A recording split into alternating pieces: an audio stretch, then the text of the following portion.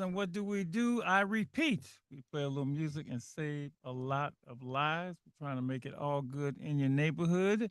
And we are successful when you do the things we suggest. They I ain't work. They bragging. I work. ain't bragging. I got proof. I got proof. I got proof. Got plenty of proof. Got plenty of proof.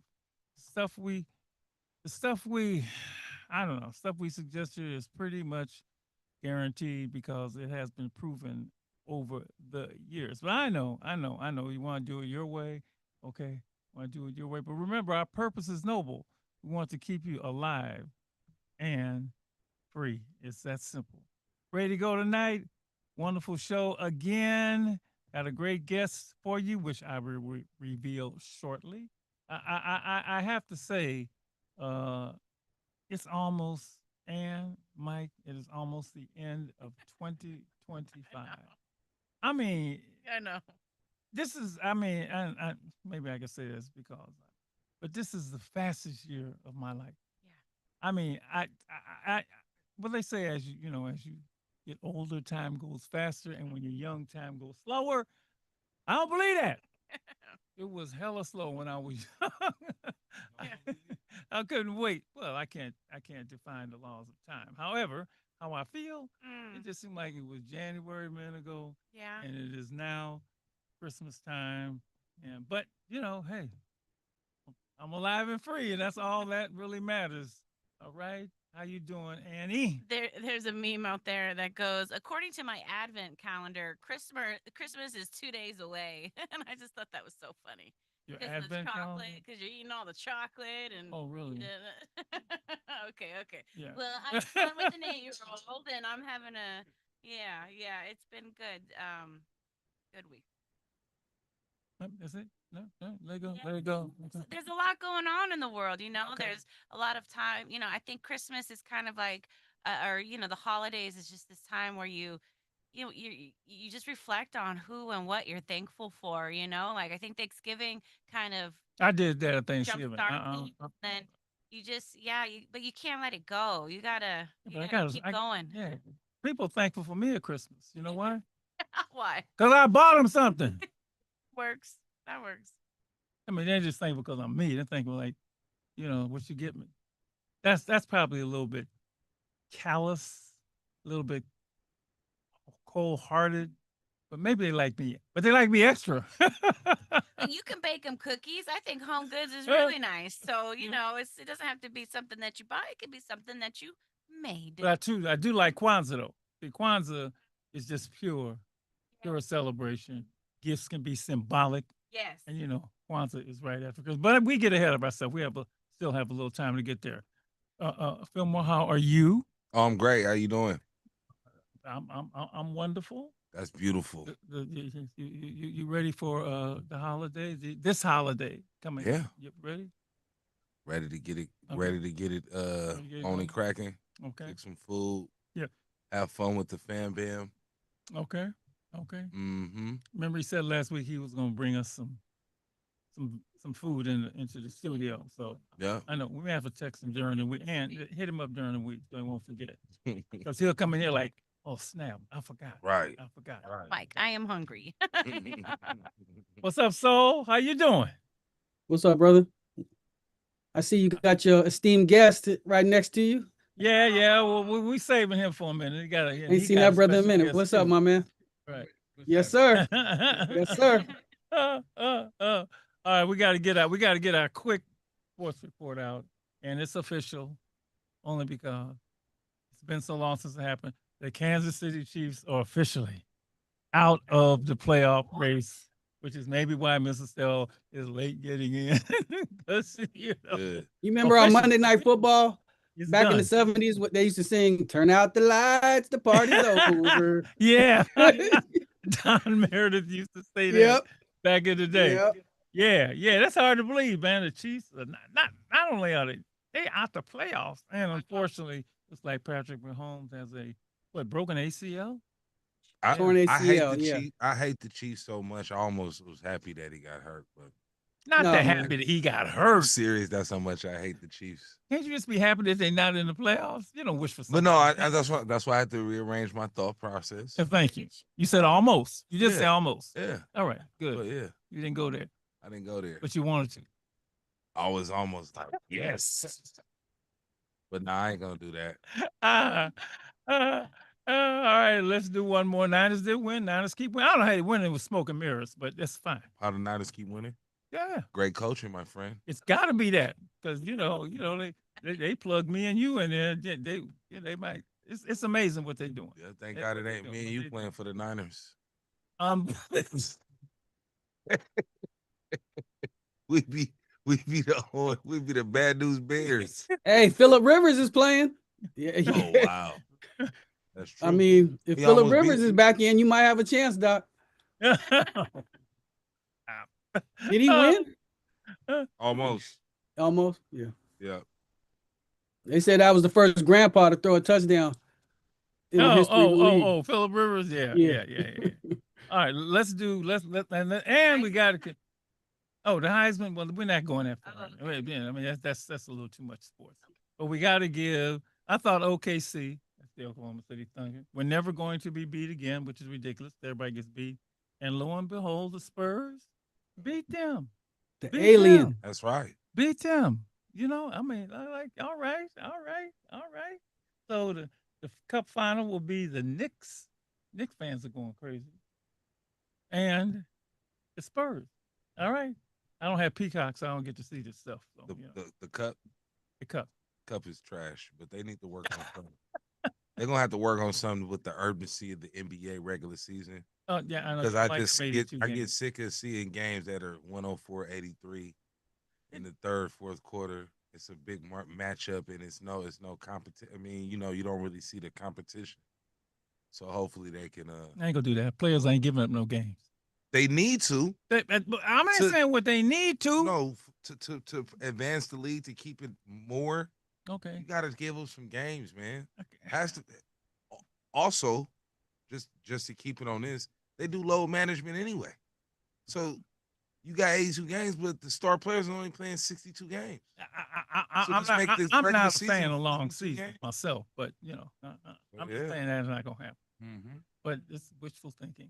I get it. All I right. tell you what, I'd rather watch 100 bad NBA games than watch the Diddy documentary one more time. We gonna get to that. Now, hold on to that. Just don't. We got enough bad news coming in the bad news. So let's get to the news. Thank you, sir. We will be mentioning that during the hour. Let's go to police have a person of interest in custody as they gather evidence in the deadly Brown University shooting. This is from CNN. Police say they have detained a man in his 20s who was considered a person of interest in yesterday's shooting, which left 2 students dead and 9 others injured at the Ivy League school in Providence, Rhode Island. All right. They have few details. It's all hands on deck. Look, law enforcement say the man is from Wisconsin, had a revolver and a small Glock in his room. Now, I don't know if that means he was a student or what. All remaining classes have been canceled. And as the Brown University community reels from the shooting.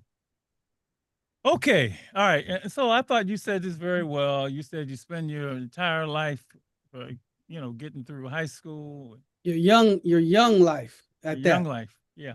To be able to get into a university like Brown. Yeah, you're taking finals. Yep.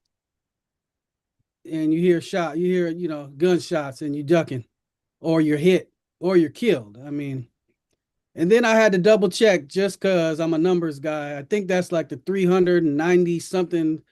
Yeah. Mass shooting. Yep. In this year, more shootings than days. Whoa. Okay.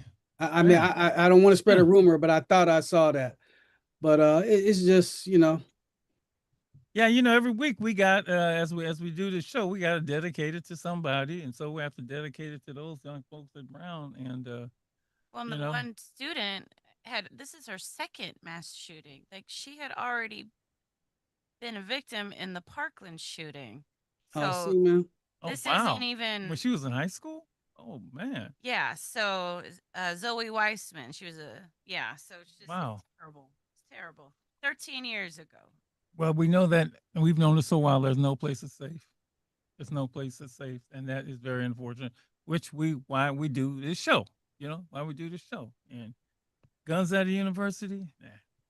I know a story that I'm not gonna tell. Somebody told me that the church they go to on Sunday, there are guns, there are armed gunmen at the. I'm sorry, in the name of protecting uh, the f- the congregation.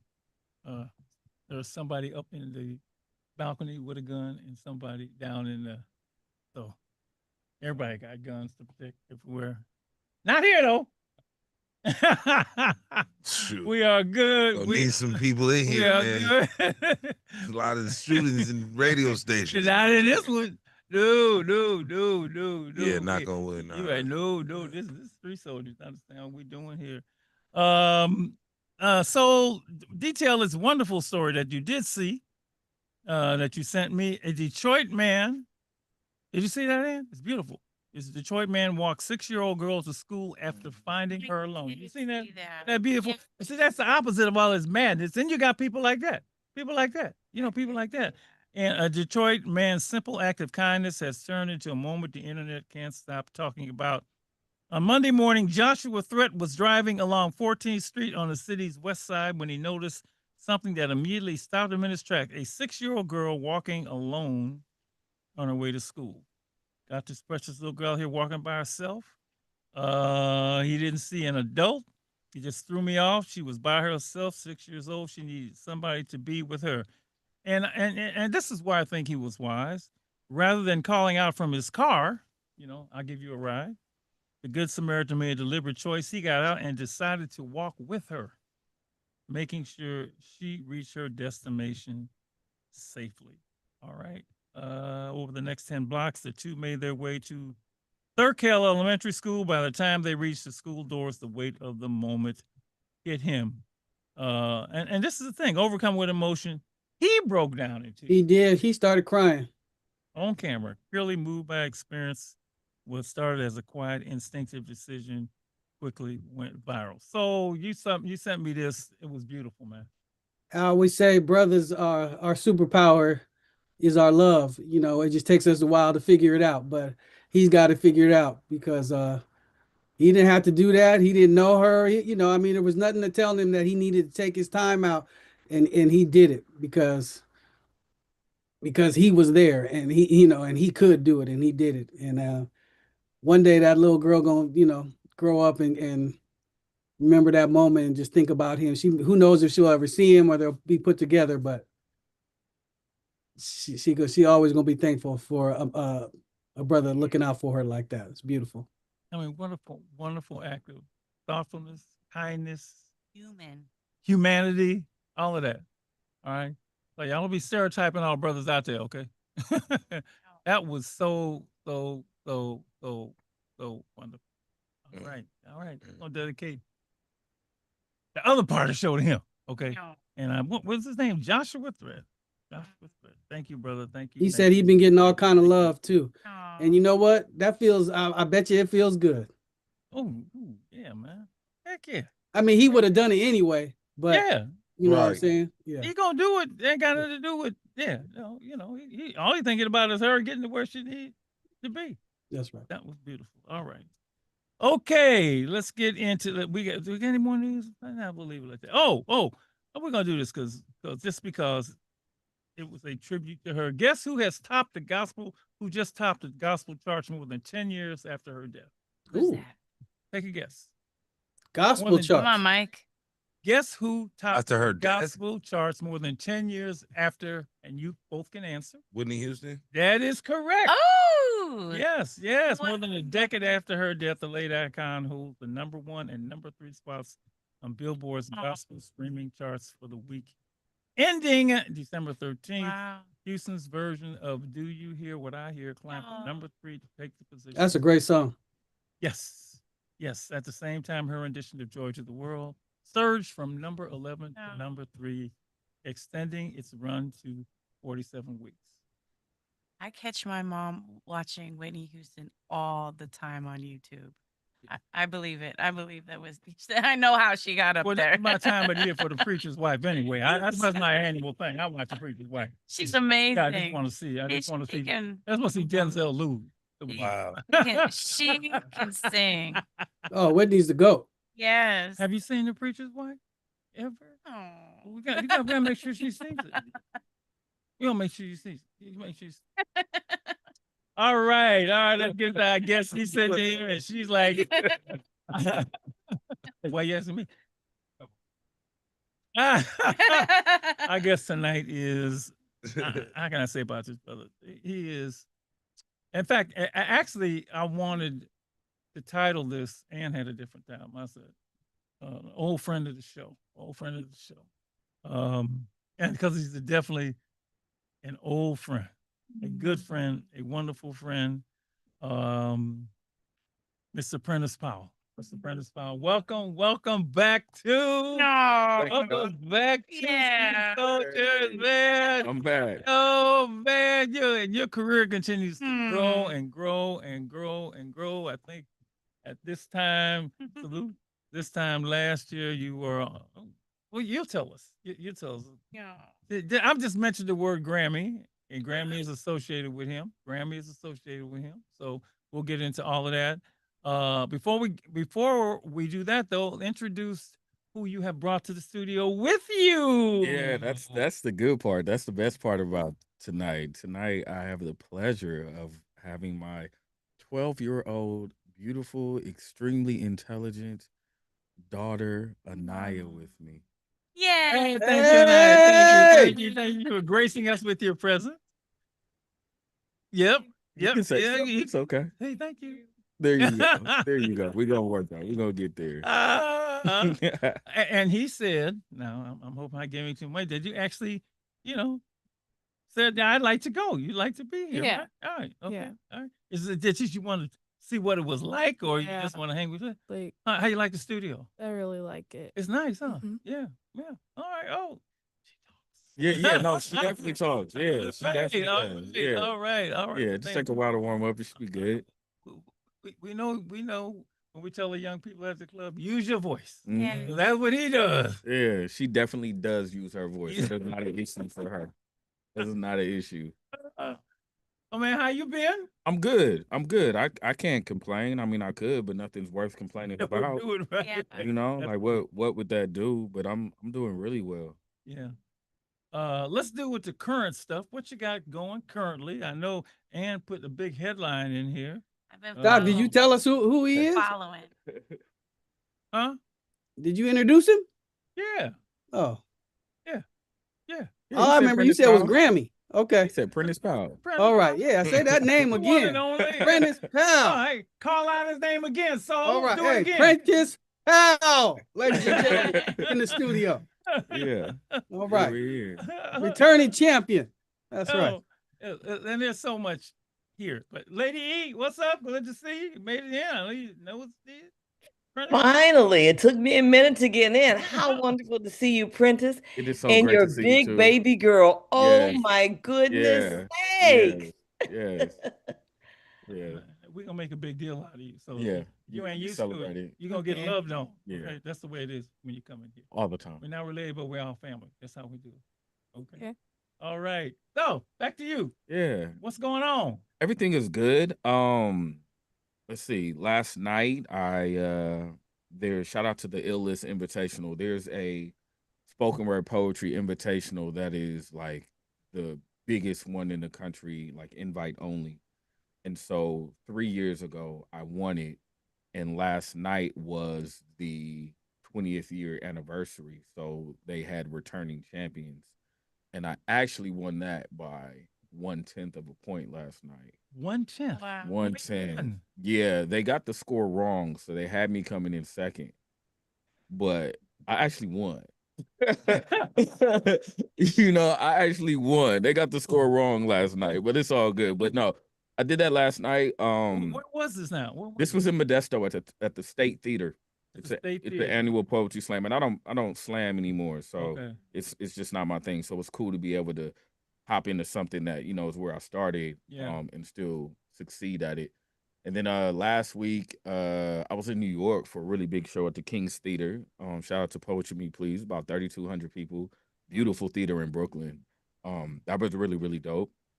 The album, Pack Light, Act like I dropped that yeah. in August. So just been, getting the word out, new poems, a new collection of work, which was dope. I think the beauty in this is that last time I created an album for your consideration 24 with Sean William, that was specifically to win a Grammy. Like that Oh, was the that whole point.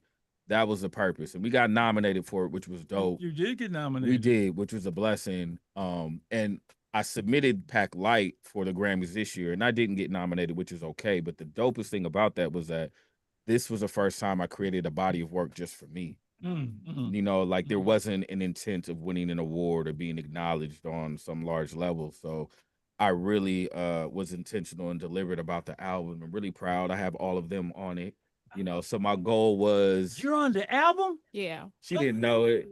She didn't know it, but it was just natural conversation. It's an excerpt called Healing, where I'm having a conversation with all my kids and my wife, and none of them know it. But I put it on the album rather than writing a poem for them because the goal was if I got nominated again because they were on the album, they would be Grammy nominated. So that was like in the back of my mind when I did it, just something dope that they could put on their resume, like moving because it's a dope icebreaker to say you're Grammy nominated. Like that's not common. Yes, it is. It's not common. That So is I was not like, common. what if I can get my nominated kids? for Grammy. Oh. Yeah, what if I can get my kids that title, early? So but the album is great. I really like it. It's really honest. It's very vulnerable, but it's really so the whole concept of Pack Light, the whole concept is so what I'm doing for 2026 is I'm going to be doing this series called Thoughts in Motion, where I'm having interviews and doing all my work on the back of a U-Haul truck. And that's what I did for this album and the campaign. Wow. And Okay. the thought is, purging, deciding what it is you want to take with you at this stage in life and what it is you want to leave behind. So you have to be able to unload. You have to deal and address and open up different boxes and look at the content to figure out what it is you want to keep and what it is that's not really healthy for you. And I think all of us go through that. Sometimes we're scared to open those boxes, but sometimes we pull something out and we like, man, I want to hold on to it, but I know it ain't really healthy for me. So the album really, that was my thought when I created the set list for the tracks. And the beauty of it is that there are so many people who really enjoy it, who feel like they get something out of it and just express it to me. So it's a good reminder that I'm walking in my purpose. Let me. This is why your dad. There's a lot of reasons he means so much people. But as far as he was the one, as far as I'm concerned, now everybody can talk about their own influences that brought the whole spoken word genre, if I can use that, to life for me personally. Right? And it introduced me to, there was and the soul knows that youth speaks. Yeah. Doing, there were folks doing, but he was the one that was like, I don't know. There's always, if it's a singer or if it's a, a jazz artist or somebody that just strikes a chord among others artists with you, it was him. Yeah. It was him. And I just want to say it's been a bunch of years, but there's been continued growth, right? Continued growth. So I want to go into it, but I want to ask: I'm going back maybe how many years? Maybe 10, 12, 14? I don't know, a bunch of years. It was hot then. How is spoken word now? I mean, then it was post. Is it still, as popular, or is it dead, or did it go through a phase and sort of go under? Just your thoughts. I feel like spoken word poetry in general has always been underrated. Okay. Like always. Like Underground or underrated? Underrated. I think people don't acknowledge the foundation in spoken word poetry, how much the basis of all writing is spoken word, especially when you talk about music. You got to get those words onto paper. A lot of times people are practicing their diction, their cadence, their tones. They're doing it without music a lot of point in time. But I feel like spoken word poetry has always been underrated, and it's something that you have to have a true passion for. Yeah. If it's what you're going to do. And I think the blessing, I was when we went to Alabama, I was 21 maybe years old. That was 2006. Yeah, that was 19 years ago. and so when we did that, this was just what I love to do, and you gave me an opportunity to get on a plane, and I remember I burnt my first poetry CD because y'all flew me to Alabama, and I needed to make some money because I didn't have a cell phone, so I went to Kinko's and burnt up 50 poetry CDs and sold them for $5. It sold out as soon as we got there because you let me perform. And when I think about that, and I think about now and just how the business of it all has gone, I think spoken word poetry is just one of those art forms that will forever be, unfortunately, and this is just what I feel, not acknowledged for the value that it really contains and what it does for people. But I also think it's dope to see where it has gone, like folks like myself and some other people I can think of who love it so much that we just weren't going to stop. Right. And then the blessings start to come, and so for me, it was just a matter of deciding that this is what I wanted to do. Doing poetry allowed me to drop her off at school, pick her up, go wherever I needed to do. And I enjoy being a father. So how can I make this art form work for me so I can continue to just do what I want? And so now it's put me in a position to where I still can do what I want. You know what I mean? And, to be able to go so far back, I'm just now getting to the point where I've done so much within spoken word poetry. Yes, you have. Like so much. And Yes, I you finally, have. Doc, just got to the stage where I give myself credit for that. Yeah, Like I finally give myself credit. Like, man, you've done a lot. So the blessing is that to be able to know I've accomplished so much things. So it puts in perspective what really matters most in my life. Like after getting nominated for a Grammy, I'm about to ask about that. yeah, it's like, well, that was a play because I knew that if I got nominated for a Grammy, being able to put that on my resume gets me in the doors I couldn't get into as a writer in general. So now, I do copywriting as well. So I write for Lexus. I've written for McDonald's. I write a lot of advertisements as well. And when you have Grammy nominated on your resume, my work is the same. I'm the same, but people want to listen now. And they want to consider working with you even more. It's kind of unfortunate because you realize that these titles mean more than they should. And that's kind of what it taught me too. Like the accolades are cool, but they mean more than they should. It's about the character and the person. So, who you know and what's on the resume. Unfortunately. You know what I mean? Yeah. But it was a good play for me to continue to grow and figure out what I want to do next and how to be able to do it and to have help and support from other people. I got to tell you how your daughter got to Alabama. We were doing this violence prevention conference. We call it national, but like in Birmingham. We call it Back to Birmingham, and we wanted to go there because that was the scene of so much civil rights activity. And we had all these young people coming, and people have the notion, and I learned this early on, that young people need to be entertained. I've always felt that young people just need to hear something good. Right. So the first time, well, what rapper can you get? What rapper you can get. And I had enough experience with getting, I remember the first time I got a rapper, and I'm not going to go into it, but it was actually in the early 90s. And I bought some rappers. I had a big thing. I don't know, you might be, Saul probably don't remember, at the Oakland, at the Marriott, they call it the Marriott then. And I brought Ice Cube in. I brought a few rappers in, and I'm a conscious dude, so I figured they was conscious. This is true. I thought they were just gonna like me, and I put them in a room, and the brothers started like inning and being, and I said, "Wait a minute, whoa!" But that's not what this is about, And I just assumed, and I and so I knew at this time I want a good message, and quite frankly, I didn't trust at that time that I was going to get that from a rapper, from a hip hop artist. But I knew that I was going to get a great message from a spoken word artist. And, he was my guy. It was easy. And I'm telling you, he was shocked. He was like, "What? You going to take me down there? Yeah, man, we're going to fly you in and you're going to have your own thing." Yeah. Like, man, bring your CDs, you can sell them. He said, "What? You went to overdrive producing Man, I that. went right to work. I went straight to Kinko's, spent my last $30 making them CDs. And I made enough to buy 2 cell phones, one for me and one for my girlfriend at the time. I went to Metro PCS I'm gonna tell you, off Powell Street. I'll never forget it when I got he back. was there. He performed, and people went crazy. Yeah. People went crazy. I mean, they loved it. They loved what he said because it came from the heart. And that's the thing about spoken word. You know, it's pure. That's my word for it.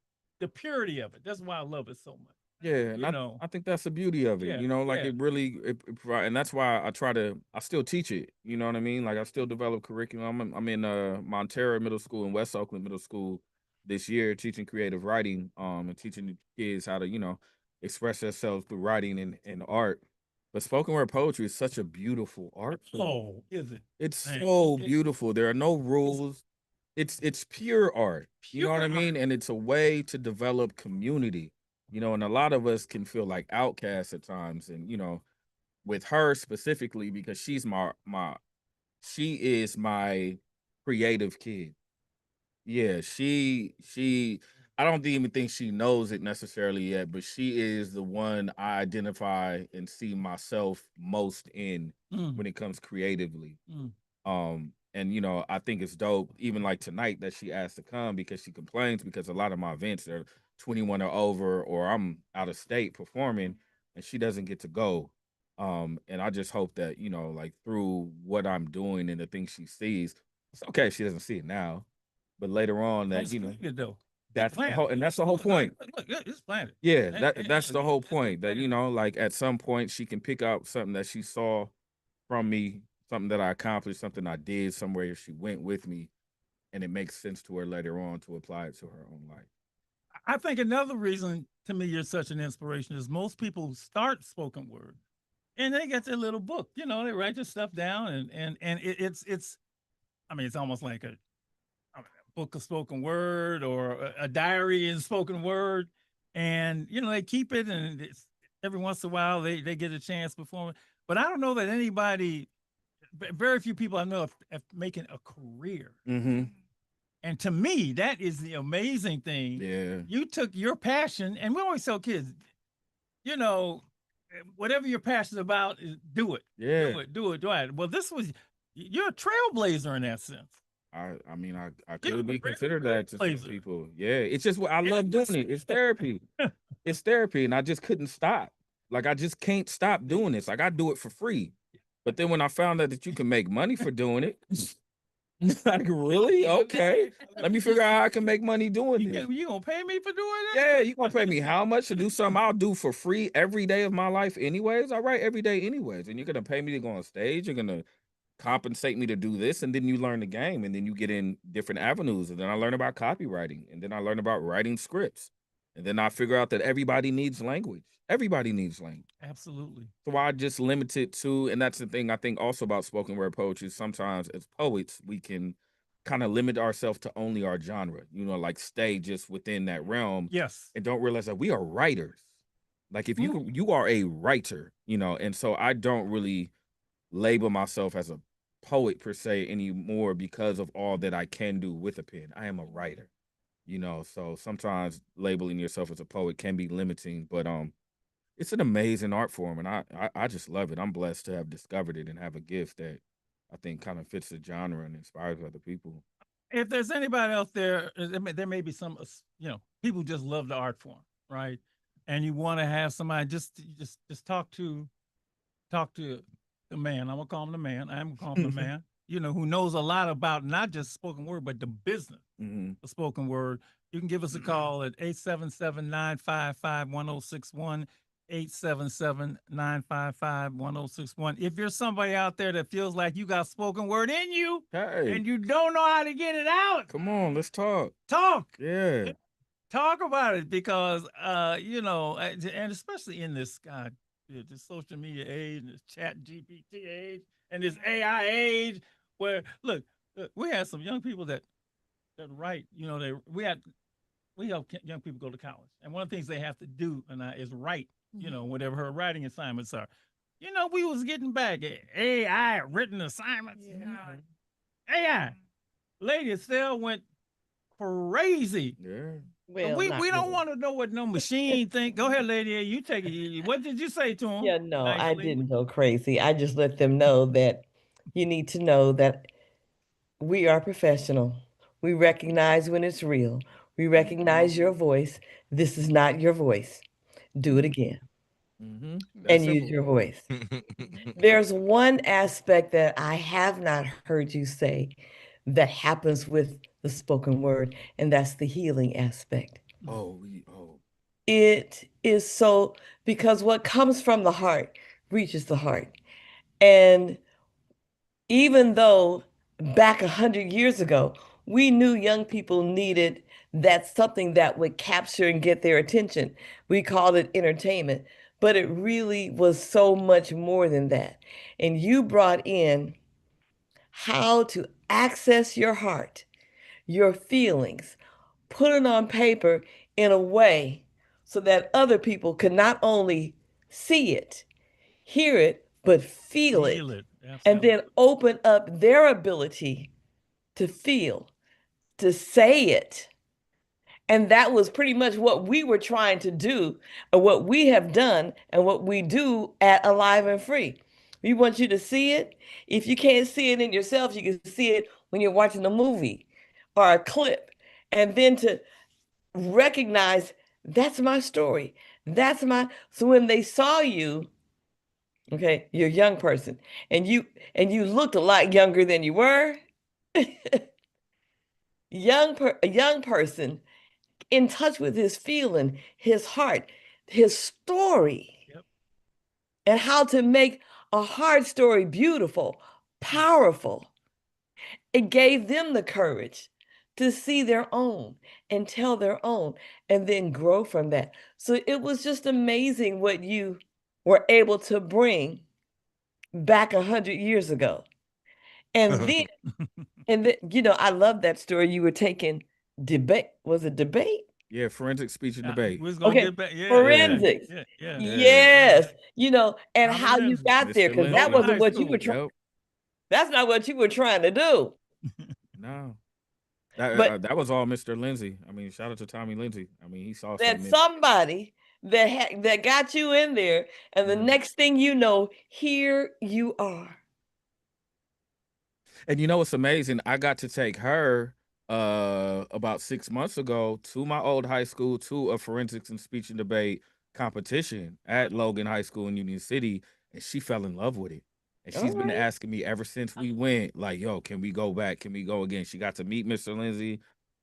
It was really, really dope. So it's dope how it could, and thank you for the words, but it was really dope how it kind of was like full circle. Like I could take her back to what sparked the creativity in me and who sparked the creativity. But I think the blessing in this is the healing is the biggest part. My poems The- aren't the same from the last time I was here. Oh yeah. And My see, poems are different now. Absolutely. the healing brings about transformation. Mm-hmm.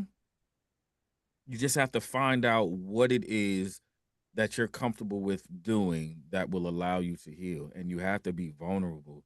And I was taught, I'm an empath, and I acknowledge that. I was taught as a kid because I feel emotion on a deep level.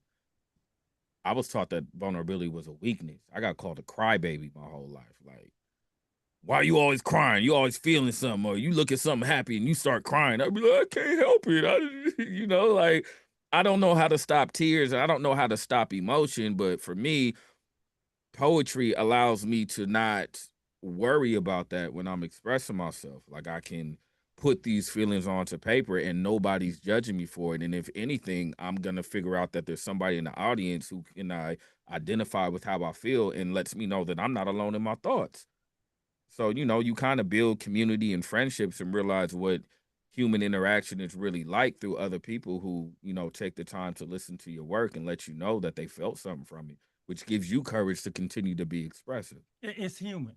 It's Right. human. Yeah. And It's a you're a very human human being. aspect. Yeah. And that's what scares me about this new era we're going into.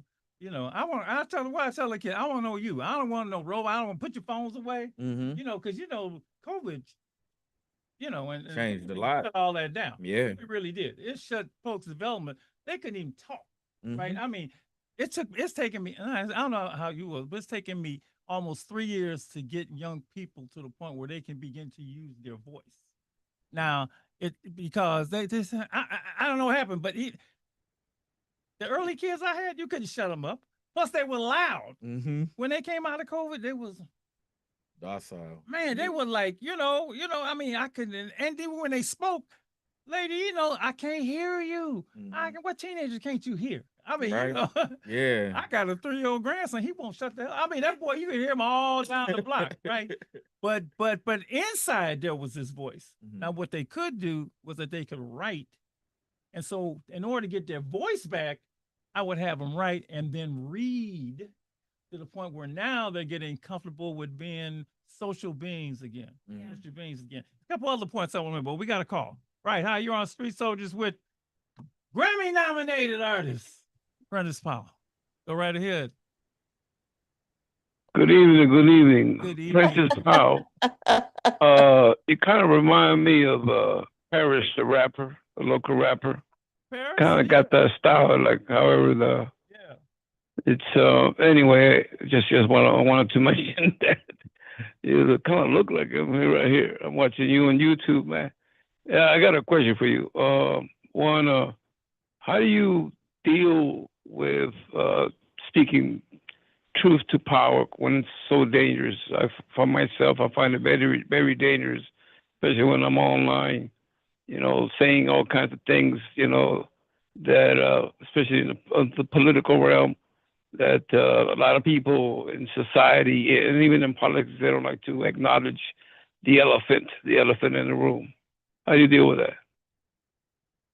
I think telling the truth comes with opposition, right? Like you're always going to experience opposition, and if I'm being honest, I think for me, with what I experienced, the opposition that I do face within my own truth, just reminds me how important it is for me to speak up, but it also teaches me my integrity and my character. Not everybody is going to be willing to be expressive and speak truth to power and experience opposition and keep going.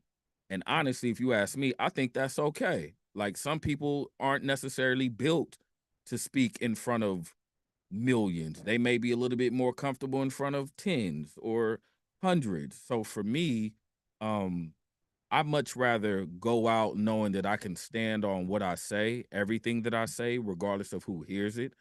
And I honestly receive more love than I do hate. Yeah. And I think that's the biggest thing, bro. I think if you pay attention to the people who support you, pay attention to the energy you receive the most. And I'm not sure about you, but when I speak the truth, I get way more love than I do hate.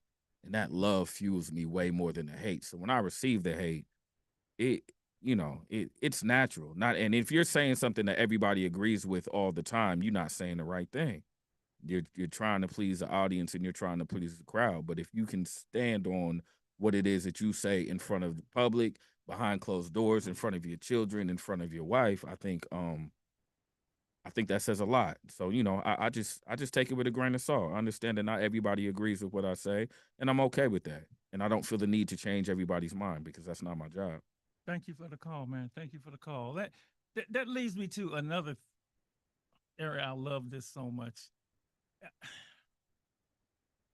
You have poetry slams, and you guys quote battle, but there's no enmity, hatred, company. Help me. I mean, I know artists have had maybe some artists, but I'm just thinking of some hatred in there. Listen, I'm thinking about last night. Okay. I'm thinking about the slam last night. There was a I don't remember her name. I just met her. Her name is Mercedes. I forgot her last name. She was really dope. A Latino woman. Her first poem she did. This was in Modesto. 550 people, majority white. Her first poem was addressed to Donald Trump. And it was a Dear Donald Trump. It was basically a F Donald Trump type of poem. Very well written. Very well done. In poetry slams, you get judged on a score from 0 decimals, 0 to 10. 10 is the largest you can get. 0 is the lowest. Typically, in a poetry slam, you don't see, ain't nobody giving out a 5. Ain't nobody giving out you got to be really bad quality work for somebody to get a 6 point something. Like, typically, you're going to start at 7 if it's bad, This woman got 5, 5.2, 5 point, and we were like, whoa, like, okay. So that's kind of telling us initially some of the type of people who are in this room right now. Yeah, and Right. the audience. And Yeah. I can see that in this political climate. that Yeah, is so you do get that, and that's not typical for that space. Well, truth and speech. I mean, you mentioned integrity, and those words don't even count now. I was really speaking of between the artists. The artists. Artists really acknowledge each other. Maybe I don't know. Nah, that gets And people are people, Doc. I'm hoping some of the things that I've seen, look, a lot of hip hop is built on just beating the hell out of other people. Right. I mean, it is. Beating is part of it. Right. And I mean, I'm watching the Diddy thing, and I'm like, come on, man, this is, oh my God. I mean, really, horrendous. It's the fact that it sickens me, right? Mm-hmm. And it's, I ain't been this sick since I watched the R. Kelly thing, right? But it's the whole, and I don't know. I'm hoping that as little of that as possible. I mean, I know some artists that I mean, Dante Clark, wonderful artist. I've seen you guys together. Mm-hmm. I don't see that kind of, maybe. Yeah. But you know better than me because now you're at a different level. And that's the thing. Yeah. That's why I right. know now because of where I am. I think people are people. Right? You start there. Let's start. A good person is a good person, regardless of how successful they are. Their energy is going to be dope with another good person. I think within spoken word poetry, in my personal opinion, it is too small. It is too sacred for people to have egos. We not talking about rap music. We not people ain't getting $1 million deals off of spoken word poetry. Right. It's just not happening. So for some of the conflict that does happen within it, I've never really been a part of that because I had success when I very first started, meaning I had hate when I very first started. So a lot of the people I admired before they knew who I were turned out to be jerks. And so for me, it was disappointing. And I said to myself, like, I don't want to be like this. Right. So if I get to a certain point, I want to be able to give the game. What's mine is meant to keep. Nobody can take what's for me away. So it does happen, but I only feel like I experienced it because of the level I've gotten to. You know what I mean? If I wasn't nominated for a Grammy or I didn't have the success I had, nobody would care. But it's not until you get that success that people have an opinion. I gotta say one thing for a little bit. Okay, I gotta say, I saw you didn't see it. When I saw what was that national show you appeared on with the Arsenio Hall? Yeah. I'm on Arsenio Hall. I say my boyfriend is on Arsenio Hall. You're in your group perform. Man, that must have been like, woo. Have you seen that tape? I don't think so. But you gotta show it to you. You gotta show it to you. It's a couple episodes. Yeah, you was on there a couple times. Yeah. We gotta go to break. So you want to get in quick? Just ironically, the what he's saying, what Prentice is saying is an old school hip hop mentality. That's how old school hip hop used to be. I mean, like, yeah, there was beef in it, but it's like we did it because we loved it. Okay, we gotta go. Everybody hang on and tell them where to go. We'll be back. The conversation is not ending. We are heading on over to YouTube Live at Stay Alive and Free. And you can always, always, always take us on the go when you head on over to stayaliveandfree.org. Santa Claus is back.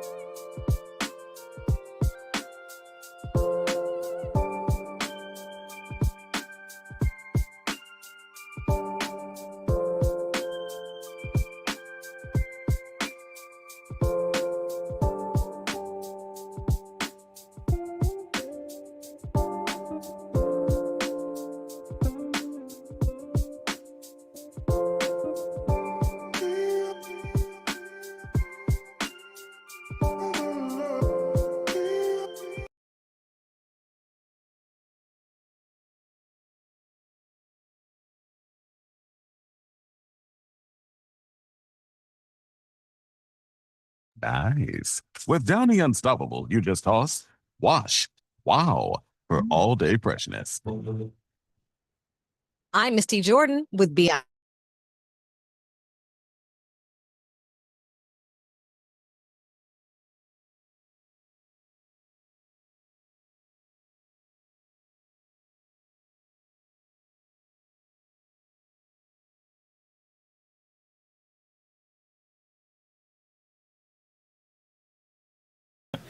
There is no you.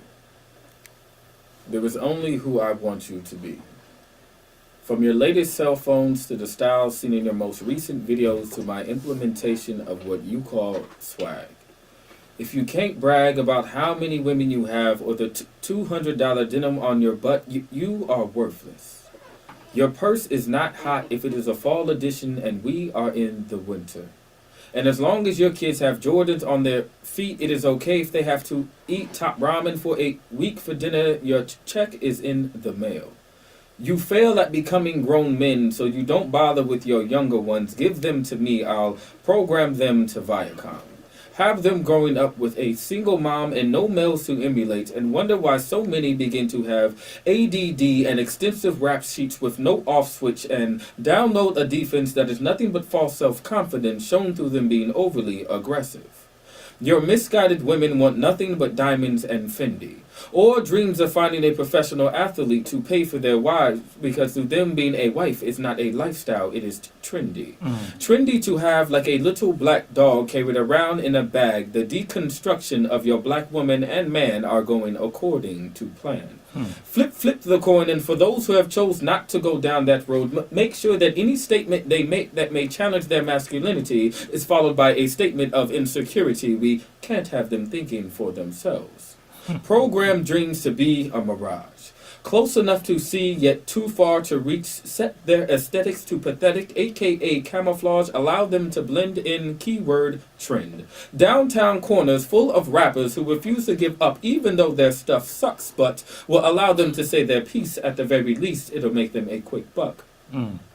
Any more success, initiate Operation Exploitation. Throw them a bit more cash. I am the system. Programmed to initiate commands. You Negroes, you people are programmed not to ask. Empty vessels who have sold their souls a long time ago, and you call me robotic. I am the system. Systematically set to just do. You are systematically set to just do and not think, and you call me robotic. Error, redundancy, error, repeat, error, redundancy, error, repeat. Pardon me. I was scanning your culture's current popular music. You want a cop to pay for killing one of you, but carry a no-snitching policy in your own community, which allows you Negroes, you people, to have absolutely no accountability. Irony overload. Reset. I am this system. Systematically set to desensitize your senseless activities surrounds your society, simultaneously making you love me while shaking in your boots. And for those who dare to overthrow me, allow me to remind thee, 'tis I who provides you with the land and seeds you use to grow your little grassroots. I am the system.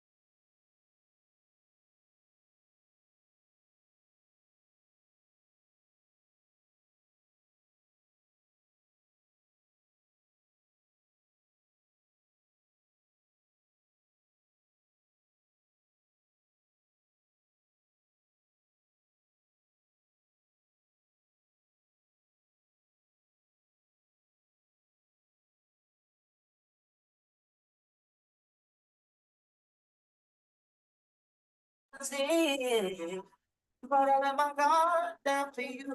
Said I put my guard down for you. Said I'll be vulnerable so you can break my heart if you want to. She said, take your time. Rush. I said, baby, I'm gonna go. Hey, hey. She said, take your time. Oh,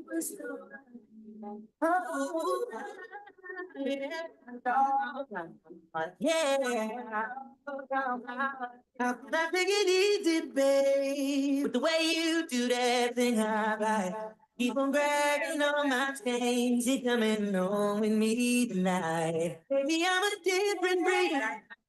Not your typical. Oh, I love it when you make me stay. Not just listen when you tell me stay. This ain't no temporary feeling. The way that body talk, loving what I'm hearing.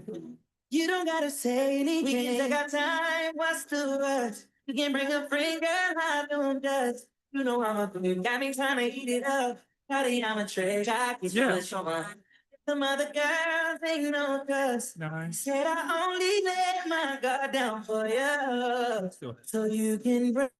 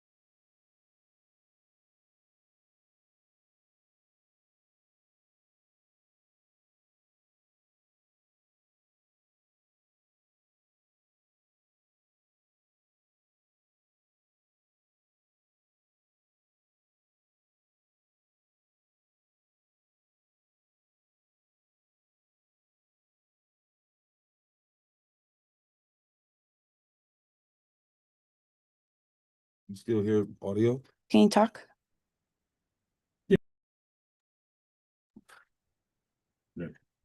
I hear me.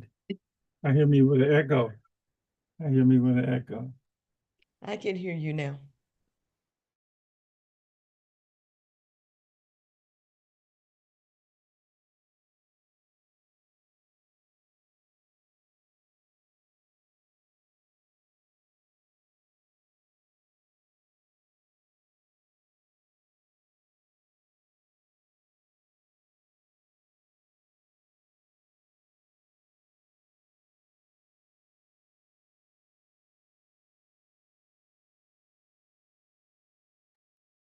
Go ahead. Repeat that first.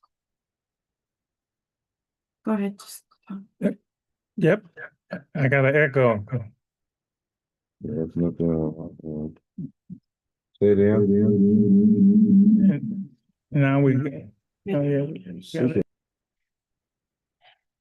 We hear it.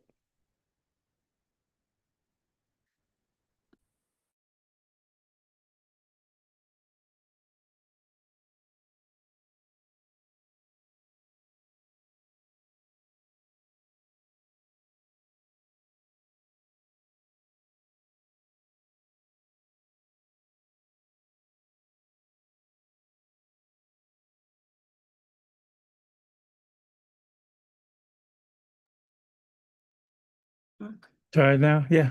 Good? Yeah. No echo? No echo. Okay. Okay. Ready? Hour number two, alive and free, Street Soldiers Radio. We are back. We are back. We are on YouTube. Little glitch here, but we are ready to go. Our guest is poet, spoken word poet. I got to come something else. Extraordinaire, Grammy nominated, all of that. Mr. Prentice Powell and his lovely daughter Anaya, Anaya. Why am I saying Ayana? because it's the N and the Y are juxtaposed. Yep. Anaya, can you just say something for me? Where'd you Say get hi your to name? me. Who gave you your name? I'm curious. I think it's my godmom. Hmm? My godmom. Your godmom. You're named after your. Do you know why they picked that name? Sometimes people, for a specific reason, Oh, does it mean anything? Do you know, or they just like the name? I know it means something, but I forget. But it does mean something. It does mean something. Yeah. Oh, okay. Yeah. Well, when you figure out, text me. 'Cause I'd like to know what it means. I know it means something special because Yeah. you are special. How'd you enjoy that first hour conversation with your dad? Yeah, I really liked it. Yeah. Yeah. He's pretty cool, huh? Mhm. Okay, I'm gonna get you to say more. We left with. Let me just jump right into this. What's the whole Grammy thing like? What's that like? What's that like? What's that like? What's that like? I mean, I haven't.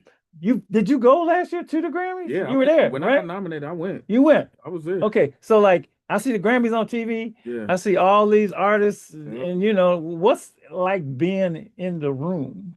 It was so the red carpet was the most daunting experience I've had thus far. Yes, The red red carpet carpet. is a 2 block long tent, and I mean two 2 blocks. full blocks. I'm gonna show you video. 2 full blocks, and every media in the country is there with microphones, lights, and cameras. So me, DC was with me. DC. Obviously, because DC, I had him do the intro of the album. Oh So yeah, he oh was yeah, there. oh yeah, DC. We walk in there. My wife is with me. And honestly, Doc, I walk in there with a custom $2,000 suit. I'm feeling great. You laid. But Teed up. we look like $1 million. So I'm walking, can't nobody tell me nothing. We walk in there, we start walking, and people start flagging down people to talk to, and nobody's looking at me. Nobody is paying me any attention whatsoever. And I looked at DC and I said, yo, we are minnows in the ocean right now. And he was like, and everybody had PR. Remember, this was just my idea, right? Like we worked together to make this happen. Everybody had PR, so you have people's reps going up to these people, these media companies. I have so and so here with me. Would you like to speak to them? Yeah, sure. Okay, then they bring them over. I'm holding my wife's hand. Sean's there, me, DC there, my man Matt, who did all my videography, he's there, and nobody's trying to talk to us. So DC does what DC does. Yeah, did he? And he got in the mode and he started going up to him. I had Prentice Powell right here, and then we started being able to speak. Wow. But the blessing of that was I had one of my best friends with me. Yeah. He has a skill set. Yes. This is Yes. what he does. That is what he does. Right. But Yeah. it represented the fact that we got here together. Right. Yeah. Like it was just that whole purpose. The reason why I had DC on my intro, because I wanted him to have Grammy nominated in his resume. Yeah. I didn't want to do this by myself. The reason why I Yeah. called Sean to do the album with me is because I was scared to do it by myself. But the homie who's been there since I did my first poem, it'd be dope if he got nominated too. So it was daunting because it taught me that I had a lot more work to do in that space. In And that that is the arena, yeah. cream of the crop arena. Right. That's the top of the tippity top, right? Right. So the experience was dope, but also, if I'm being honest, it made me realize that some of the things you think are going to feed you the way that they say they feed other people don't. Right. I got the nomination. We didn't win. Cool. The experience was cool, but Yeah. it wasn't anything I felt like I needed. Right. You know what I mean? Like Yes. this experience was dope. It was amazing to say I had, but it does not define who I am. Yeah. And I think the reality of it is after we left the Grammys, it was back to regular life. My phone was ringing for a little bit. For a little bit, my phone was ringing, and it was right back to regular life. I got this Grammy medallion. I got the whole thing on my shelf at home, which is dope, but it was right back to regular life. And I think sometimes, you know, we can glorify these accomplishments and achievements, and you think your life just changes forever like this. I had to go pick her up from school the next day. You know what I mean? Like I had to get back to regular life, and my life wasn't changed. I didn't in the garage. There wasn't a there wasn't a new car in the garage, and my phone rang for about 6-7 weeks. I was popping, but I didn't capital. So what I learned really, Doc, was that they're not going to just give you everything. You have to capitalize on the moment, and you have to keep playing chess and figure out how to make it continue to work for you. I think in my mind, I thought that once I got it and got the nomination, went to the Grammys, that everything was just going to be better and different. So I hadn't planned for what the next step was because I was so hell bent on winning that trophy. So it just kind of taught me to play chess in a more strategic way, to make sure that I have different things going. So in one arena of my art or my work, if that's not moving the way I want, I have another something that I can focus on, and so it was really humbling. It was amazing, but it was humbling. And I went for it again this year, and I didn't get nominated, which is cool, but I am on the board for the spoken word committee within the nice. Recording Academy. So That's now nice. I'm learning the game. Now that I've learned the game, That's nice. I'm trying to infiltrate now in a different way. Yeah. I got the nomination. Yeah. You know what I mean? And I think that was a blessing of not getting nominated this year, is that it didn't affect me like I thought it would. I had and lady, I had a similar moment, and it's funny because it's similar. So years ago, I got nominated for the Essence Award, right? And they had only given the award to women, and this year they decided they were going to give it to men, right? And it was 7 of us, and Paramount Theater in New York.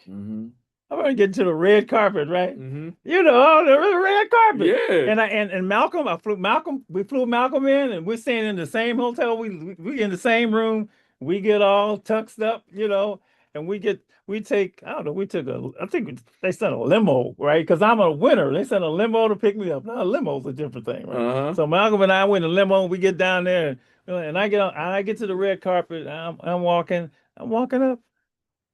And people look like, who are you? Who are you? I ain't tripping. I'm here. I'm just happy to be here, right? Yeah. So we go walk in, right? And then I go in, and I did Maya Angelou's there. And Michael Jackson was there, and Sugar Ray Leonard was there.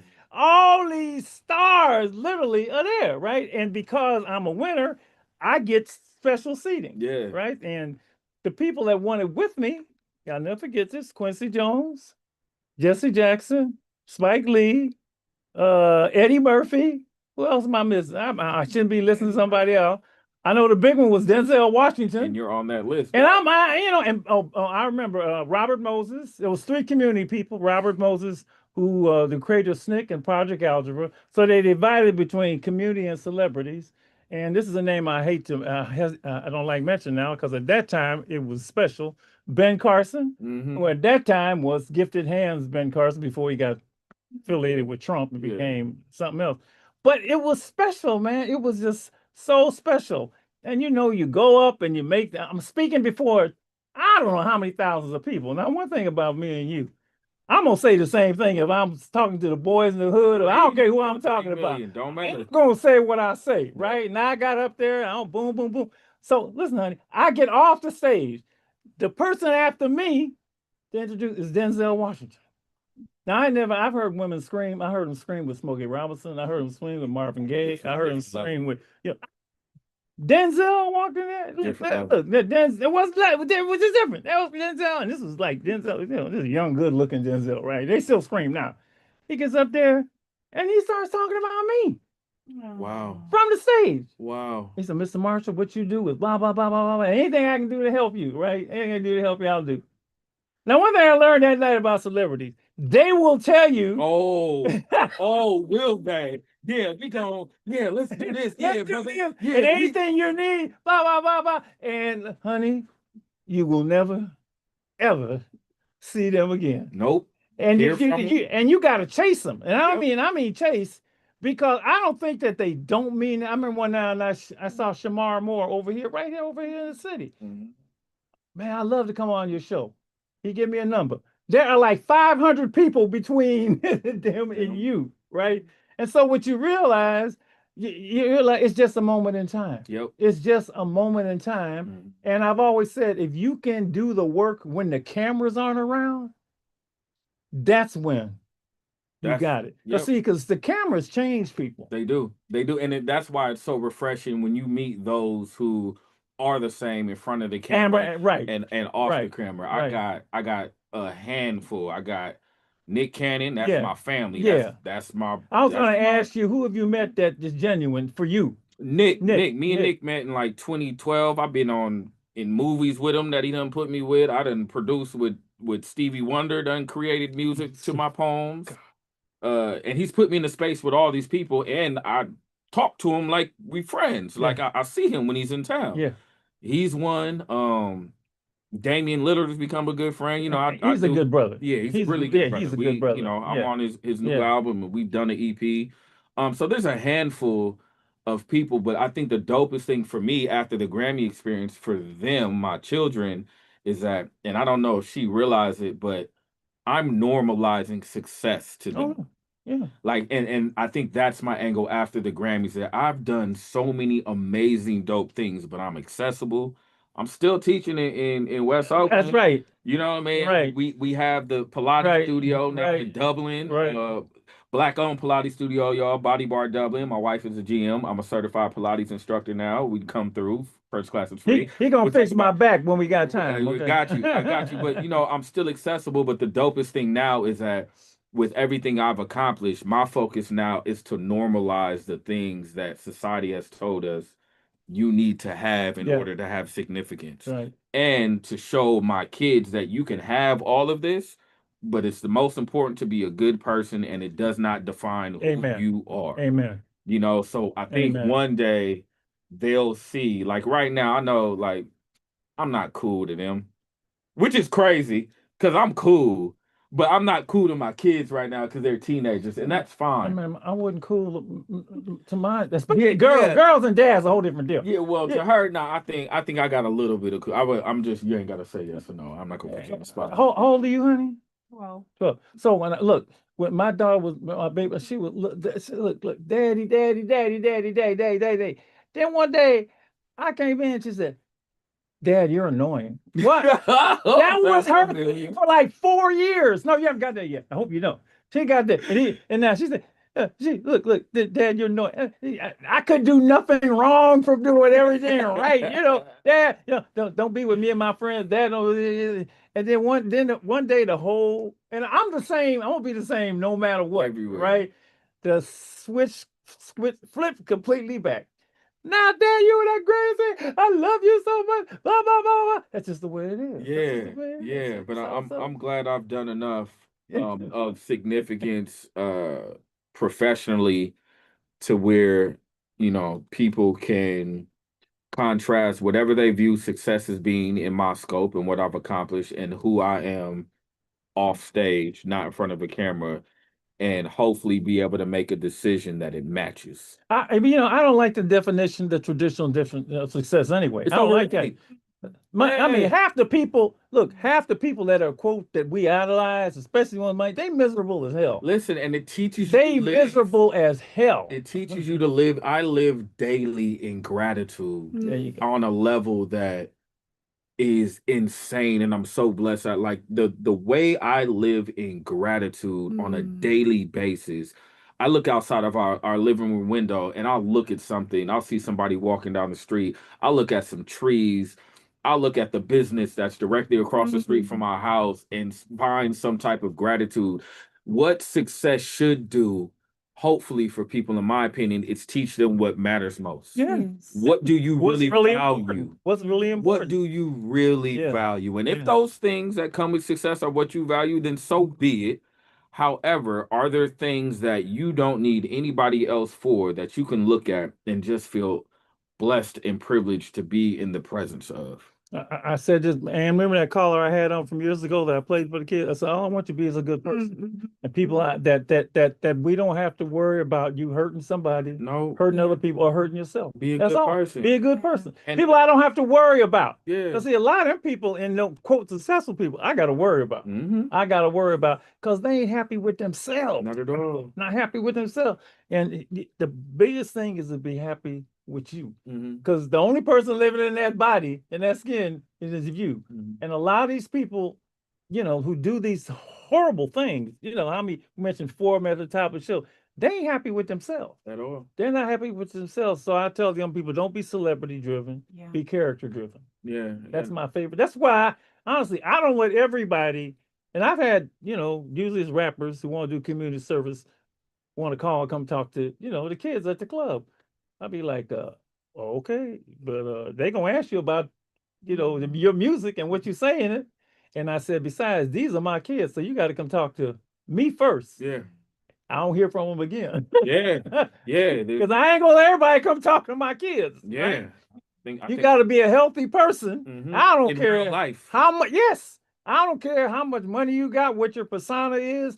If you're not a good person, you know, you can't come talk to me. And you know, it's like somebody wanted. Well, she's too young, but you know, date my when they want to date my daughter. Who you got to talk to first? Yeah, you gonna talk to me? Yeah, and we're gonna, and I know I'm gonna get there with her. You know what I mean? Like I know we're gonna get there. So right now, we have a pretty open relationship. Like I can talk to her and ask her questions and not have that bravado as a father, because my goal is to make sure that we have a good enough relationship to where we can communicate. Dad's because the things best. are real. I'm gonna tell you, Dad ain't bad. Dad, mama's the other half. But Dad, man, look, you ain't got nothing to worry about with Dad. Yeah, like Look, just be a man, good you ain't got nothing to worry about with Dad. Dad will take care of you no matter what. Yeah, she knows Please. that. And then They you all got know second dads like me, so you know. Yeah, they all know that, and I think just being a good person is the thing. But the Grammys really just taught me like, you know, okay, cool. And it was, if I'm being honest, if I'm being honest, it was easy getting nominated. That was easy. I just put in the work. We just put in the work. It was easy. We didn't spend the thousands of dollars. We spent like a total of $200 on the whole campaign.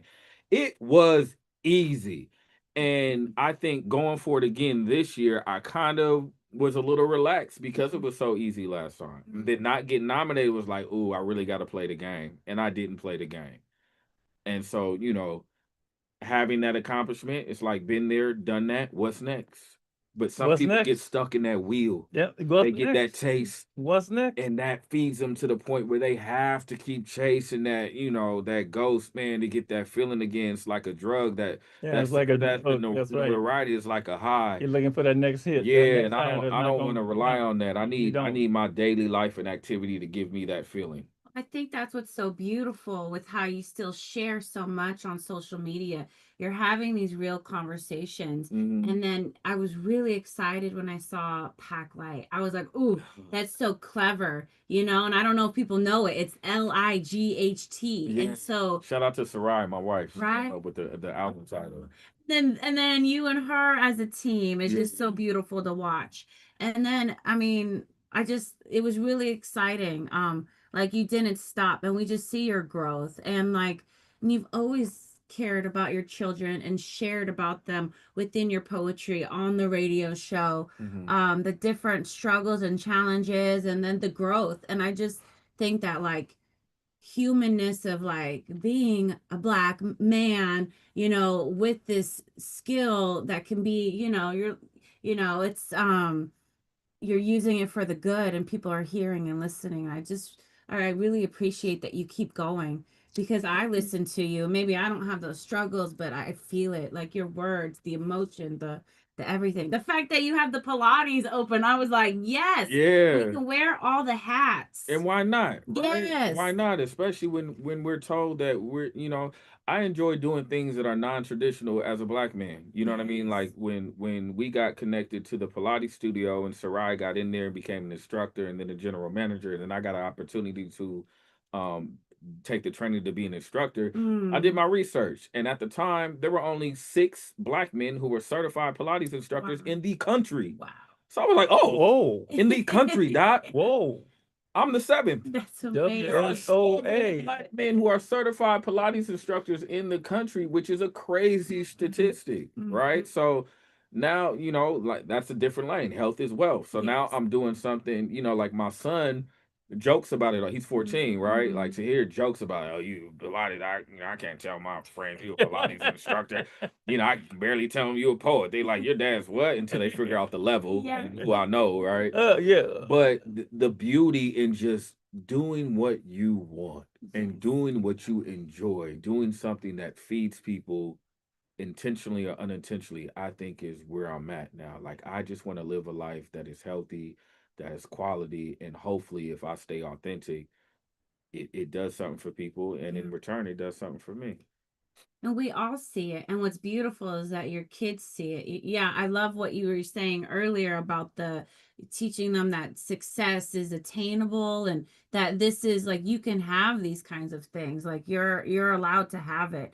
I just all the levels. It's like really have just all so these powerful. accomplishments, but if I'm yelling at home and I'm cursing at home and Yeah. I'm angry all the time at home, then what good is my success? You know what I mean? Because they're not seeing that part. They're seeing who I am at home, Success is being a good person. Yeah. It is. Because you can lose all the money. You understand? You can lose all of that stuff. People lose it all the time. And if they don't have that, they figure like they're not successful. Oh, no. They're like, your life is not over. That's success. Can you do just a little something from the new one? Oh, Is that absolutely. possible? Because I want her to watch you do it. Although Yeah, she's probably she thinking hears it all the understand. time. And At let's home. do We a little- practice 24/7. So he coach you all the I time. understand about practicing does. 24/7. He Lord. does. Ooh, He does. yeah. From the album Pack Light, which is streaming on all platforms, you can always check it out. This poem is self-explanatory. Track 2 on the album that I think is appropriate. Black boys. Black boys be everything. Black boys be everything to everybody.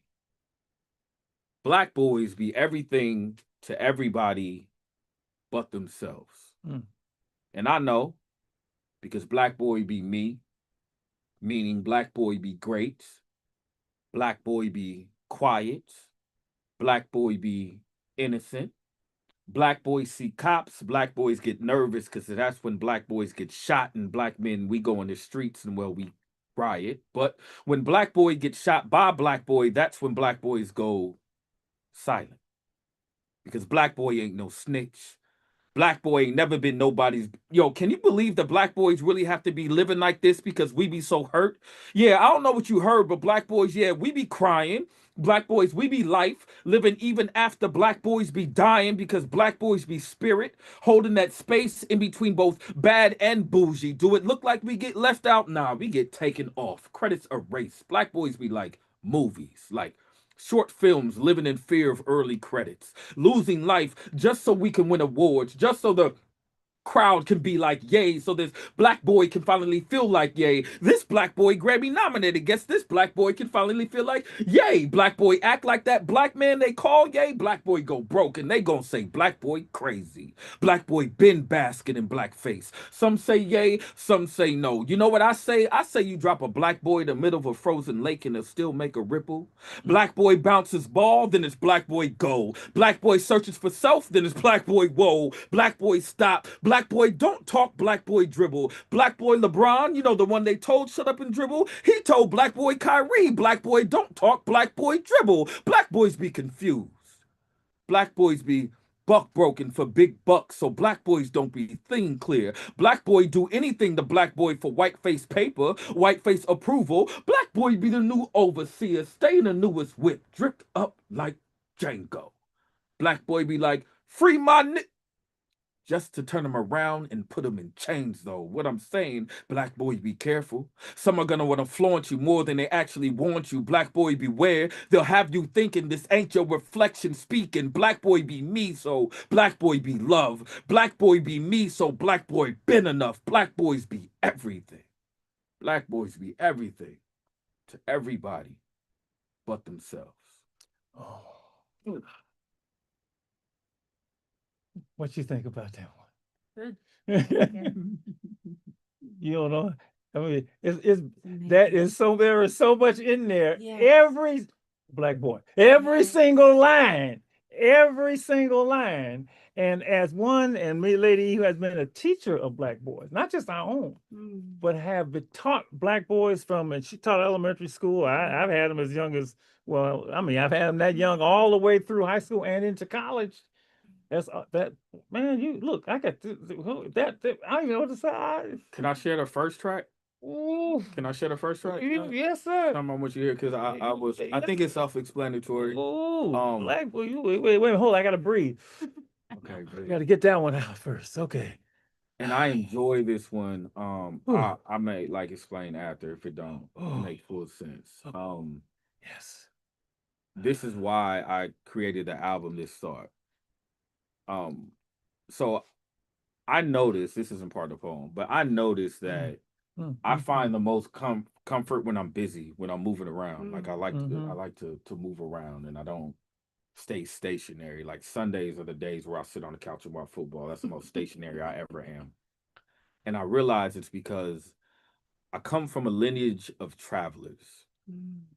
Men who carry pain in silence and their dreams in duffel bags. Each mile they've traveled is a prayer they forgot to say out loud. Men who have mastered the art of packing U-Hauls full of trauma but never had to unpack a single one.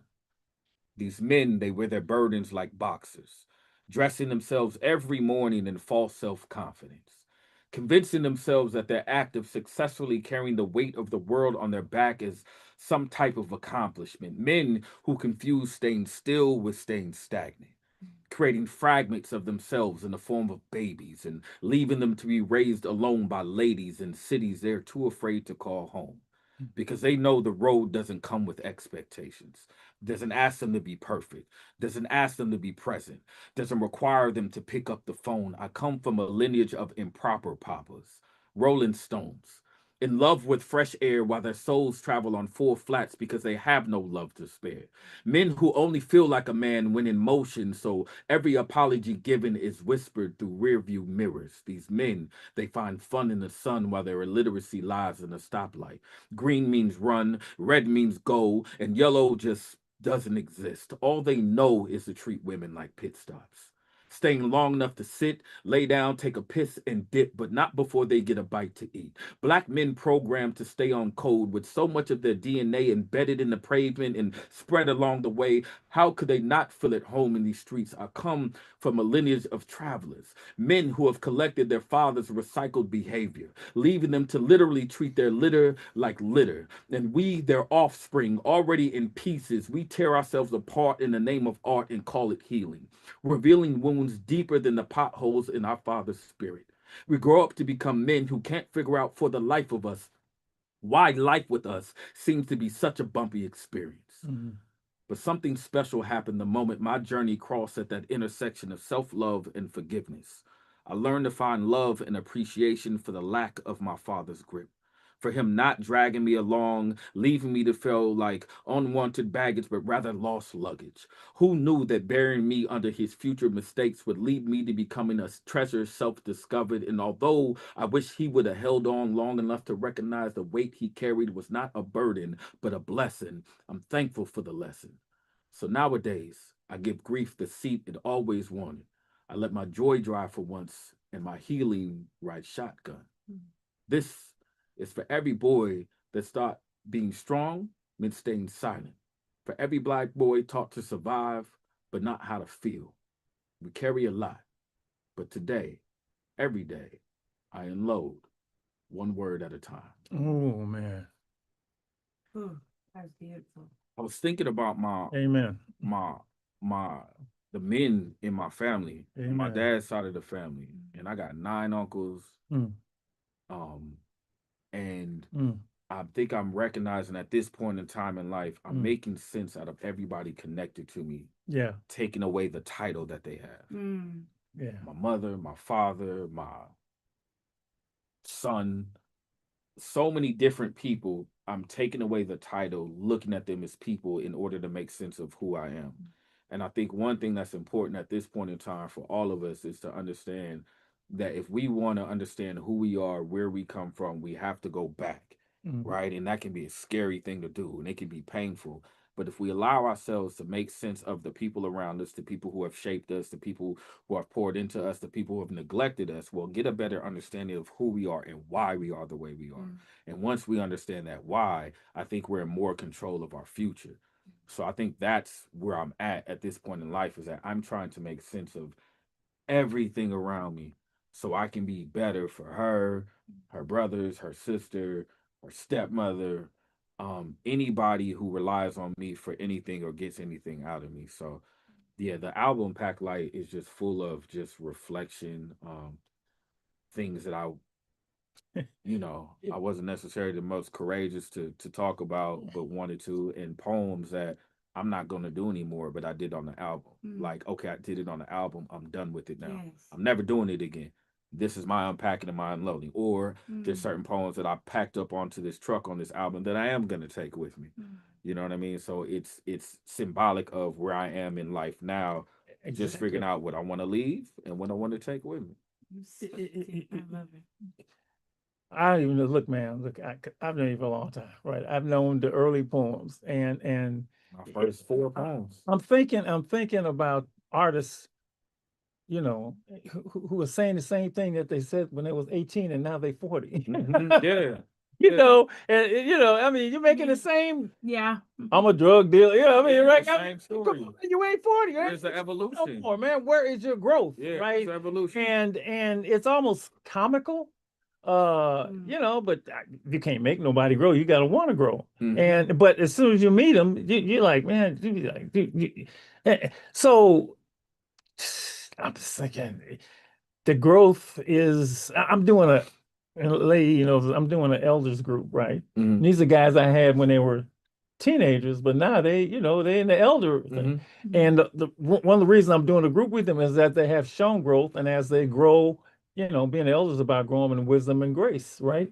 And to see them continue, 29 years from now, you're gonna be doing something else. But all your stages of life show growth. That's the thing. You're a flower, man. Lily, that's what flowers do. They continue to grow, and you That's can't be 'cause the you over same there flower talking to- and this happens in relationships. Related people grow, right? Man, that was okay. Lady E, jump in, please. Come on. Is she Doc, there? I just said that's because you got Prentice Scott Heron in the studio with you over there. That brother he ain't stopping. It don't stop. Oh no. It don't stop. The growth ain't gonna stop with that brother. Yeah, we just got to keep going. Just acknowledge who you are. I think that's all it is. I just acknowledge where I am. And Lady E, jump in here. And Well, I think that there's so much for you. You just I love the fact that your albums, your writing, your journey is included in what you're doing. Your message, your life, that whole thing. It takes so much courage to take a look at who you are and what's impacted, what has been poured into you or poured over you,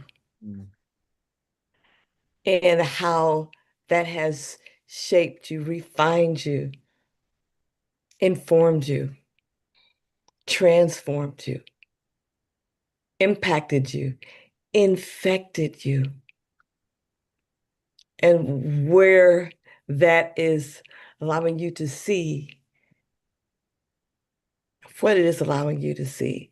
The courage it takes to do that, to see that.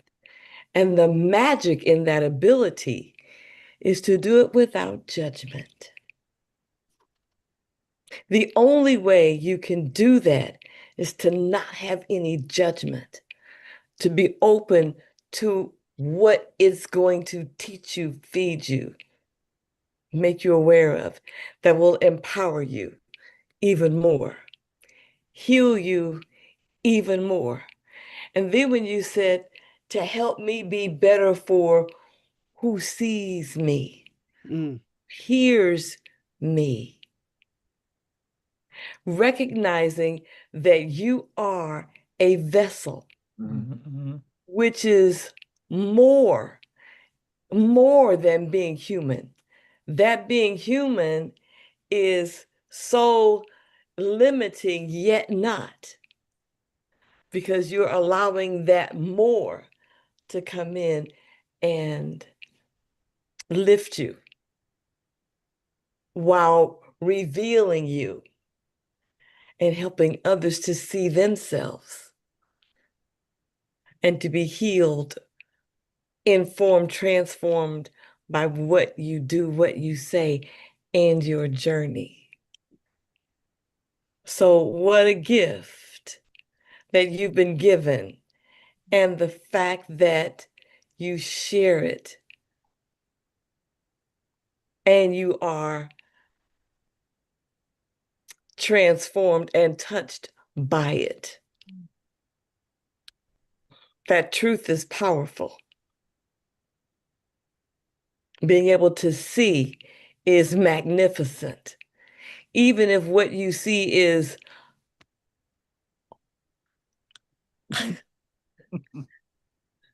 that thing that you find the words for that, what you can see. And then you do, and you be. And what allows you to do that is you listen and you obey. Yep. I hope that makes sense. Please. Yeah. There's not too much going out of your mouth, lady, that don't make sense. But what you just said, it's reaffirming. Like I'm at a stage now where I know I don't see. You guys saw me before I saw me. All of y'all in here, you guys saw me way before I saw myself. So to be in this space of life, she trips all the time. Anaya trips all the time because I'm every day. What am I talking about? Energy and manifesting. And she's rolling her eyes. I'm talking about speaking things into existence on top of me talking about aliens and UFOs. But the energy and the manifestation. I see the world. I don't see the world the same anymore. So when you speak these words on your observation of me, it just reaffirms that what it is that I'm viewing now that I didn't see before, I'm not tripping. There is a scripture in the Bible that says, speak things that be not as though they were. Yep. That is the biblical term for manifesting. And then the simple term for that is faith. Faith is the substance of things hoped for, the evidence of things not seen. So, some of this new age talk, Anaya, that stuff that daddy talks about that we ain't trying to hear. All right. And what he is doing is what the elders, people with silver hair, do, because we know that we've been here longer than we're going to be. And now is the time to stop playing. Stop playing. Everybody doesn't stop playing. And your daddy, who probably, take a look, how many gray hairs do you see? None right now because I dyed it. Okay. Your honesty. He stopped playing a long time ago. You see what I'm saying? That's right. And the fact that you are not playing, once again, is a message for young people who are not the young people, the where you are people who are still playing. People your age, not Anaya's age. I'm talking about Prentice your age. Those young people, because they're young people to me, they still playing. But here you are speaking, and what you're putting out there inspires and encourages them. You don't have to wait for your hair to be gray and for your back to be for all everything start to acting different before you stop playing. And that manifesting, I love all the stuff I see about that. It's like, psh, really? When that started, way before you even thought about manifesting. But it's something that now you stop playing. And how you manifest, you got to do the work. You got to show up, all of that. And then you got to think and pay attention to how you're thinking and what you're thinking. All of that. You are helping people your age stop playing. Like you helped the young people back in 2006. Get in touch with what you're feeling. And don't let your feelings change what you're touching. Lady, I like the statement that he made. I didn't think about that. You saw it in me before I saw it in me. You guys which did. is what that's beautiful because I knew that when you went to Birmingham, you was gonna blow their minds. I knew it. Yeah. I knew that when you went to South Africa and you went into the jail with them brothers, that you were gonna impact them, right? And you were like, I don't know if what can I say to you? Look, I knew it because your spirit hit all of them. I would say this to you. It's funny, and he knows this. When you're like this, and even with me, everybody ain't gonna get you. No. Everybody they can't get you because they don't operate on the same. So if you're looking for acceptance, they do not operate in the same consciousness or frequency. But they admire the hell out of you for being, they do. Unless you just got a hater, and haters gonna hate anybody. But they're not gonna actually get you because to get you, they haven't unleashed the stuff in them that they're afraid to go there, and they Yeah. want to be popular. They want to be this, and so you don't judge them. You just say, so there's a saying, lady, that you use, and Malcolm, come back because I want to get your words. There you are. One of our coachisms is one of our sayings at the club, lady. Says, "It's your gift will make room for you." So true. And your gift, which you didn't even know was a gift, you just know Tommy Lizzie liked you, it has made room in an area that there was no room for this. He's a prototype, man. He's a prototype. So how can you not live in gratitude? Taking it to places that that you're setting the path for others to embrace this and move. And so they need to say thank you. If they don't, we sure will. So I'm here. you want to say something to him before we get off? Hey, I remember Alabama. I remember Birmingham. I remember when we recorded in the car when I had you record your first poem in the car by MacArthur BART station. Nah, we was in when the church's chicken parking lot, I think. Yes, sir. There you go. And that was for Yo Radio when we were still doing Youth Outlook Radio. I came right from the Pacific News Service from the office, met him in Oakland, and I called Doc right after. I was like, "You gonna love this, brother." I just I had no clue. and to see from that moment to see you now with your daughter sitting next to you, that's my favorite part of tonight, man. Just to see the look on her face, soaking it all up from you. And as a father, we want our kids to be better than us, right? Even better. And she gonna be better, and that's a beautiful thing. But because she's been able to watch and learn from you, and so almond shaped eyes looking at her daddy. But I don't even think your gift is the spoken word. You just a good brother, man. That's your gift. You just good. I was going to say that, Malcolm. Thank you for opening that You up. always been like that. You just a good dude, man. Yeah, the fact that you listen and you obey and you have gratitude, them are the gifts. Being able to listen and hear. When Dr. Marshall said, you said, okay, no talk, no back talk. Okay. Because it was what he said didn't really come from him. He was simply the vessel. And you recognized it. Oh my goodness. And you listened and you keep listening and you keep obeying, you keep following, all that doesn't come from you. It comes. Absolutely. True. Which is why it's so important to live in gratitude, because not everybody has the blessing of being a vessel like this and realizing it. We all are, but it's a matter of if you recognize it. And once you recognize it, you just don't look at the world the same, and you live in gratitude and accept it.